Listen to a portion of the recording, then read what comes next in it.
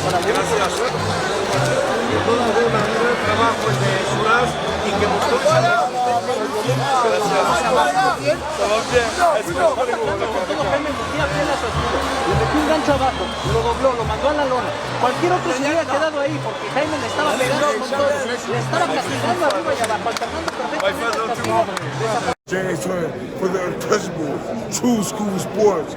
Let's go, baby. Bow! Be careful what you wish for because it can become a reality. Yeah.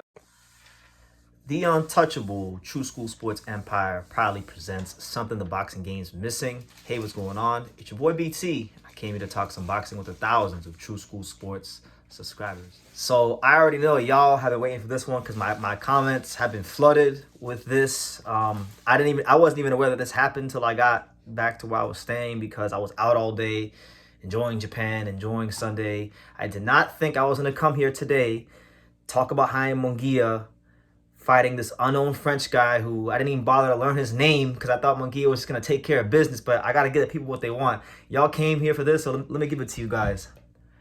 Jaime Munguia, exposed by Bruno Surace of France. That's right. Bruno Surace. Bam, bam. Bam, bam. Thank you, ma'am. He does the unthinkable. You know, this guy, Bruno, he's a middleweight. If you look at his record on BoxRec, he's fought a lot of fighters that have upside-down records, double-digit losses. Like, there's nobody really of note on his record. He had 4 knockouts in 27 fights coming into this fight. He can't even really punch in his own weight class at middleweight. Never mind the super middleweight division. So he was brought in here for a job. He was brought in here so Jaime Munguia could cap off what's been a very active and productive year for him and get a knockout in front of the 20,000 plus Mexican fans that bought tickets to go to the fight in March in 2025, looking for bigger and better things with big fights with the likes of Christian and Billy, Caleb Plant, and Edgar Berlanga. That's what this is about, keeping the momentum going. And that's why I always tell you guys, whenever you guys call fighters cans and bums and they're not that good, I always tell you guys, you got to fight the fights in front of you. You got to always worry about the fights in front of you. It's not just always about those big fights, because while you're focused on those big fights, there's someone somewhere in the world training hard for a moment like this. And when opportunity meets preparation, some fighters can't handle the moment. They can't handle being in the fire and rise to the occasion. And Bruno Surace has really just inspired me. And he should really, anybody who loves boxing, he should be inspiring the whole world right now. Because this man was a true underdog. I mean, he was a 12-1 underdog. And I think, even to be honest with you guys, I think 12-1 was even generous. I think he probably should have even been a bigger underdog, considering, you know, what his credentials were coming into the fight. You know, not a big puncher at his natural weight class. He wasn't even fighting at his natural weight class. He's being brought on the road to fight Jaime Munguia in Mexico.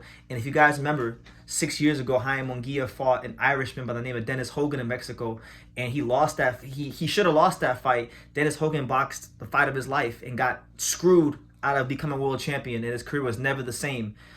So it's almost impossible to get a decision against Jaime Munguia. This guy didn't have no punching power like to speak of, so he was up against it. And you know what? I give Bruno Surace credit, because sometimes these opponents, they go in there and they don't fight to actually win. They fight to survive. They fight maybe to tell people, for people to give them a pat on the back and say they had a good fight. No, this dude was fighting to win. If you didn't know anything about him before this fight, you would have thought he was a big puncher with the way he was throwing these punches. He was throwing punches with bad intentions. He got dropped in the second round by a big Jaime Munguia left hook. It appeared that it was going to be, this fight was going to be and play out like what it looked like on paper, and that's not what happened. Munguia was winning pretty much, I would say, majority of the rounds, if not all of them. But there was some foreshadowing. There was, if you were looking at like the kind of punches Bruno was starting to land and just missed by inches, he was getting close to landing big shots. Like in the 5th round, he threw some right hands that almost clipped Munguia, and Munguia got lazy in the 6th round, and Bruno just threw a real short, precise, sharp right hand on the button, and before you knew it, Munguia was looking up, and people were looking at him disappointed, and the referee counted to 9, and he didn't beat the count. And Bruno Surace, not only did he pull off what I think is the upset of the year, he pulled off what I think is truly one of the biggest upsets I've ever seen in boxing, and probably one of even the biggest upsets in boxing history. Because you guys tell me, name me a time when a fighter from France who's not regarded highly came to Mexico and knocked out a Mexican. Has this even ever happened in the history of boxing? I don't know. But you know what? It's inspirational. It should be an inspiration to every fighter who gets a phone call, because this happens in boxing. A lot of times fighters get phone calls for fights that sound ridiculous. They're not, fights that are not in the weight class, fights that seem unwinnable because of the circumstances and the odds. And if they take those fights, sometimes they take it for the wrong reasons. They don't really believe they can win. And sometimes they don't take them because they still don't believe they can win. But Bruno, as you can see, he took this fight believing he could win, and he fought like it. So he deserves all the credit in the world. He deserves to be in the next big fight possible and make some good money for himself, because when you go out there and you perform like that under those circumstances, you deserve to get something for yourself out of the sport. And he's living a dream. I mean, he came into this fight, nobody knew who he was. Even your boy old True School didn't even bother to make a video about this fight, because I just thought it was going to be a routine fight. And now here we are talking about the upset of the year and one of the most inspirational stories in boxing. He's got Julio Cesar Chavez giving him hugs ringside in Mexico. I mean, you can't even script this stuff. It's almost better than a movie. So, yeah. Jaime Munguia, once again, you guys came for this, I'll give it to you. Jaime Munguia exposed. I won't be too loud because I'm in the house right now. But Jaime Munguia, for years, has been getting away with more than any fighter probably in boxing. And you guys know, like, I back 3-4 years ago, I wasn't like I used to be a Canelo hater. But even in the midst of that period of time, I never used to let people tell me that Jaime Munguia was the same level of fighter as Canelo. He is one of the most manufactured fighters in boxing.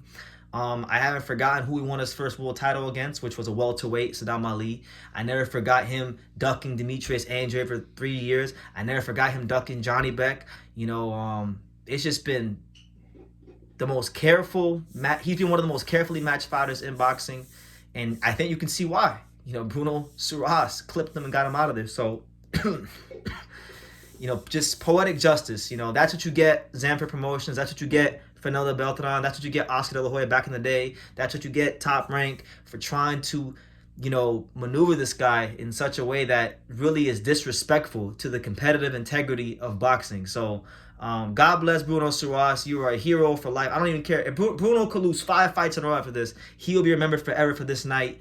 He will go down in boxing lore as, in my opinion, a legend. I mean, a legend. Going to Mexico and knocking out a Mexican. It never happened. It almost never happened. So, yeah. I'll be following the rest of his career from here on out with a lot of intrigue, and hopefully, he gets everything he can out of the sport, because that was just a beautiful moment. And for all you matchmakers out there, if you go fishing in France for guys that you think are soft and that can't fight, well, guess what? You better go look somewhere else, because ain't nothing sweet about France.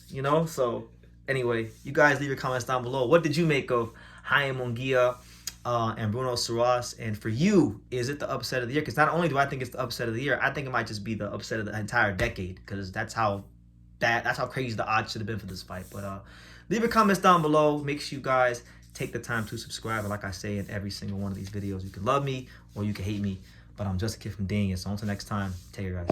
Thank you for watching another video on the untouchable True School Sports Empire. For more great boxing content just like this, make sure you guys click right over here.